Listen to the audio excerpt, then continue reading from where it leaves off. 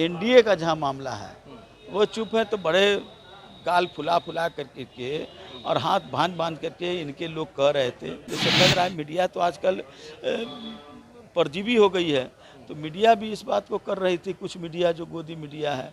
तो मेरा साफ सलाह है कि ये लोग जो जातीय जनगणना से किसी एक जाति एक वर्ग कोई लाभ नहीं है। पूरे देश के सभी वर्ग के सभी जाति, चाहे सवर्ण हो, चाहे दलित हो, चाहे पिछड़ा हो। नमस्कार, आप देख रहे हैं लाइव सिटीज और आपके साथ मैं हूं वसीम खान। जातीय जनगणना को लेकर बीजेपी ने अपना रुख साफ कर दिया है। सुप्रीम कोर्ट में जातीय जनगणना को लेकर साफ साफ इनकार किया है। हमारे साथ राजद के कद्दावर नेता श्याम रजक जी हैं।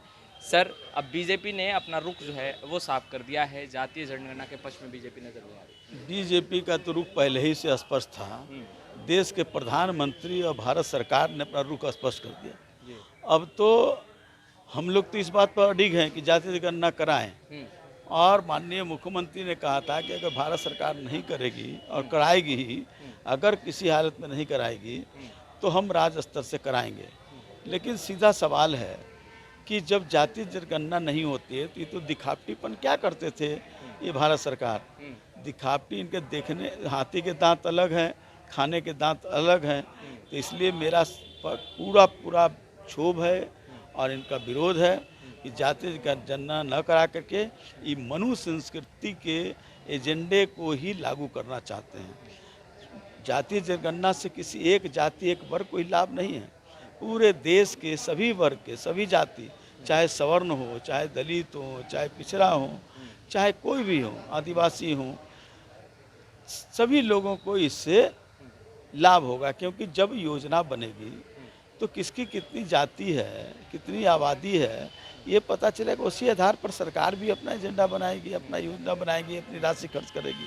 इसका मतलब है कि सरकार की साफ दृष्टि है, भारत सरकार की, कि हम देश में जो उत्पीड़न दलितों के साथ, पिछड़ों के साथ वर्षों काल से होते रही है, इसको हम अपने राज्य में भी इसको लागू करते रहेंगे।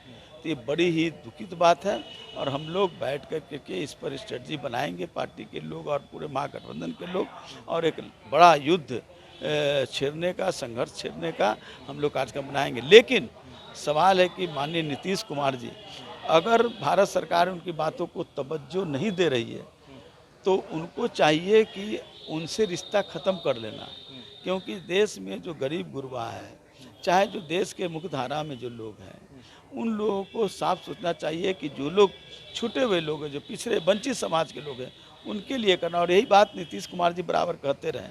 तो इस राज्य के मुख्यमंत्री से नीतीश कुमार जी से मेरी सलाह है कि उनको विचार करना चाहिए और सरकार का मोह माया त्याग करके, समाजवादी अपने को विचारशील कहते हैं, तो समाजवादी का स्पष्ट झलक भी मिलना चाहिए। बातों से ही नहीं बल्कि अपने कर्मों के माध्यम से, इसलिए उनको ये करना चाहिए। पर बिहार में जितने राजनीतिक दल के नेता हैं सर, वो एक डेलीगेशन जो है प्रधानमंत्री नरेंद्र मोदी से मिलने गया था। अब तमाम जो बिहार के राजनीतिक दल के नेता हैं इस मुद्दे पर चुप्पी साधे बैठे हैं। चुप्पी साधे हैं? राष्ट्रीय जनता दल तो हमारे तेजस्वी प्रसाद यादव जी ने तो, हाँ, तो और भी लोग, कांग्रेस ने भी इस बात को कह रही है, वामपंथी भी कह रही है। अब एनडीए का जहाँ मामला है वो चुप है, तो बड़े गाल फुला फुला करके और हाथ बांध बांध करके इनके लोग कह रहे थे। मैं नाम नहीं लेना चाहता हूँ। इनके सारे नेताओं को आपने देखा है किस तरह से व्याख्यान दे रहे थे, किस तरह से मीडिया में अपनी चर्चा कर रहे थे। मीडिया भी इनकी बातों को बड़े उछाल रही थी। जैसे लग रहा है मीडिया तो आजकल परजीवी हो गई है। तो मीडिया भी इस बात को कर रही थी, कुछ मीडिया जो गोदी मीडिया है। तो मेरा साफ सलाह है कि ये लोग जो इतना जोश के साथ पहले कह रहे थे, उसी जोश के साथ अब फैसला लेने का काम वो करें। मुख्य दर्शक बन करके नहीं रहें। कह रहे हैं कि कड़वा कड़वा थूक और मीठा मीठा घूंट, ये दोनों नहीं चलेगा, दोनों एक ही चीज़ चलेगा। तो आपने सुना श्याम रजक को, जो साफ तौर पर ये कहते दिखाई दे रहे हैं कि एक बड़ा आंदोलन जो है वो राजद करेगी जातीय जनगणना के मुद्दे पर। खैर, लाइव सिटीज़ के साथ बने रहें। अब तक आपने हमारे चैनल को सब्सक्राइब नहीं किया, तुरंत सब्सक्राइब कर ले। आपका बहुत बहुत शुक्रिया।